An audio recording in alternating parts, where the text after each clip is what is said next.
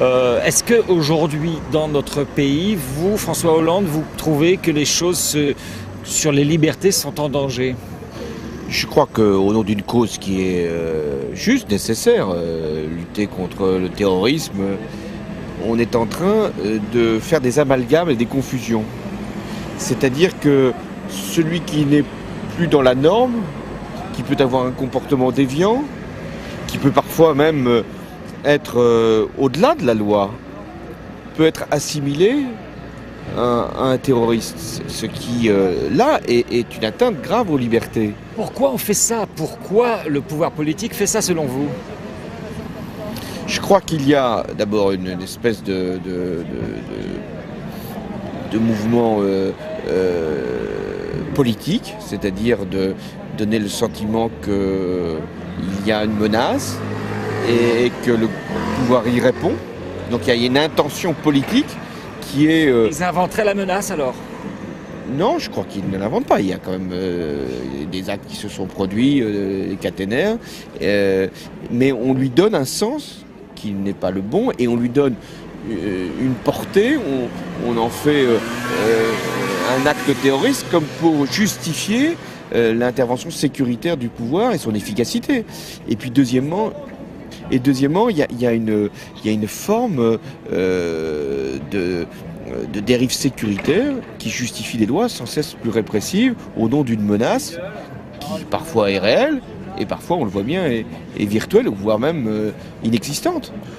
Vous avez quand même dit que, d'une certaine manière, le pouvoir politique pourrait favoriser la qualification d'actes répréhensibles mais, en actes terroristes pourquoi? Pour que la population se sente en sécurité avec ce gouvernement? Je crois qu'on a suffisamment à faire avec le terrorisme réel pour qu'on n'aille pas en inventer un qui n'existe pas, qui relève peut-être d'autres procédures. Donc, mais pourquoi il invente le pouvoir alors? Peut-être pour montrer une efficacité qui, sur d'autres terrains, notamment économiques et sociaux, n'est pas forcément au rendez-vous. Donc c'est grave vos accusations, M. Hollande, là? Je pense que c'est grave.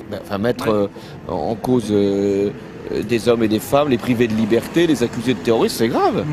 L'erreur, à mon avis, qui a été commise par la ministre de l'Intérieur, a été de théoriser, à partir de je ne sais quel livre ou je ne sais quel comportement ou de réseau supposé, de théoriser l'existence d'une gauche ultra-gauche, dont il faudrait absolument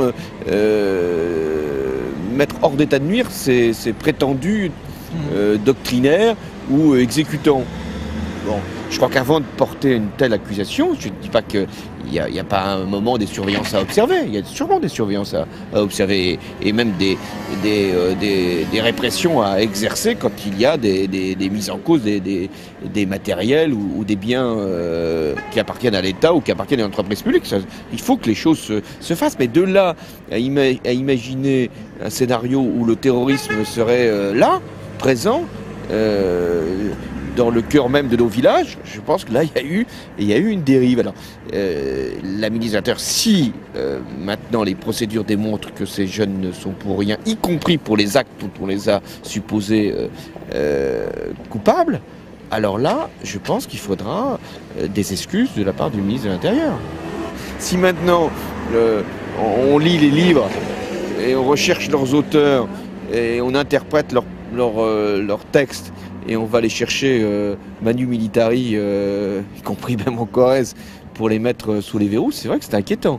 Faites attention à ce que vous allez imprimer, diffuser, on ne sait jamais, vous pouvez y passer aussi. Et c'est ça d'ailleurs qui est troublant dans cette affaire de Tarnac, c'est qu'on se dit... Vous êtes inquiet, vous? Parce que... On ne sait jamais. Qu'est-ce qui peut se produire? Moi je ne crois pas que mes textes encore m'exposent, mais quelqu'un qui... La littérature est pleine quelquefois de délire d'ailleurs, mais on commence à lire ces textes, à supposer que cette fiction devienne peut-être une incitation au passage à l'acte, et qu'on peut se retrouver là comme ça, mis au fer. C'est vrai que c'est assez troublant. Vous avez l'air en forme, vous êtes souriant et puis vous êtes clair là, je trouve, ce soir. Je vous remercie, M. Hollande. Plus que pour le Parti Socialiste, c'est ça que vous voulez dire. À bientôt. Salut. Allez, je filme. Au revoir. À bientôt.